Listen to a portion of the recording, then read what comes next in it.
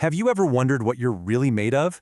We're about to strip life down to its most fundamental level, to explore the chemical architecture that makes everything, from a single cell to you and me, even possible. So let's just start right there with that big question. What are you really made of? I mean, if you look past the skin and bone, what are the core ingredients? We're about to go on a journey from the tiniest atoms all the way up to the complex machinery they build. You know, the secret, as it turns out, isn't some magical, mysterious life force. Nope. The incredible complexity of every living thing on this planet all boils down to just one thing: chemistry. The rules of chemistry are the rules of life. To really understand the story of life, we have to start with its alphabet. And that alphabet is atomic. We're talking about the fundamental particles that make up all matter, whether it's living or not. And the most basic letter in this whole alphabet is the atom. It's the fundamental building block. You can't break it down any further without losing what makes it, say, a carbon atom instead of an oxygen atom. It's as basic as it gets. Now, you might look at the periodic table and see it's jam-packed with elements, but life is surprisingly selective. Get this, about 96% of all living matter is built from just these six. You can remember them with the acronym CHNOPS. Think of them as the most important letters in life's entire alphabet. And even among those six key ingredients, two of them are the undisputed VIPs of the biological world. I'm talking about water and carbon. These two provide the entire foundation that life's chemistry is built on. And this right here shows their perfect partnership. Think of it like this: water is the stage. Because it's a polar molecule, it's brilliant at dissolving stuff, creating this liquid environment where all of life's reactions can actually happen. But carbon? Carbon is the star of the show.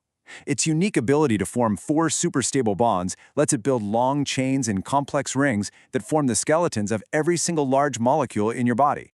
So, once you have your atomic alphabet and your carbon backbones, you can start building the words and sentences of life. These are the four major groups of macromolecules, the giant molecules that do all the really important work. First up, we've got carbohydrates. Now, when you hear that word, your mind probably jumps straight to energy. And you'll be right. They are life's primary, quick-access source of fuel.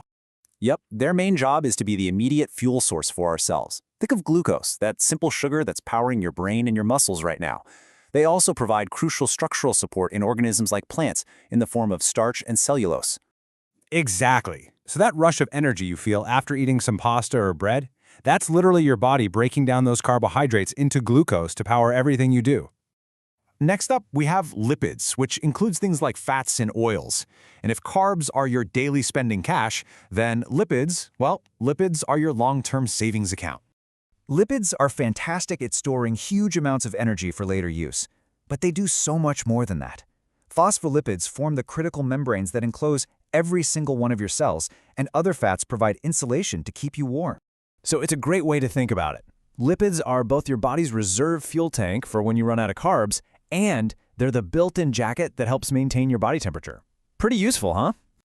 All right, our third macromolecule is protein, and these are the absolute workhorses of the cell.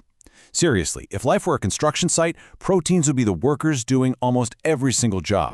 I mean, just look at this diversity. They speed up chemical reactions, they provide structural support like your hair and nails, they transport vital substances like oxygen, that's hemoglobin, and they even defend your body from invaders. They are just incredibly versatile.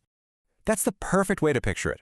From building muscle to digesting your food, there is a specialized protein designed for that specific job.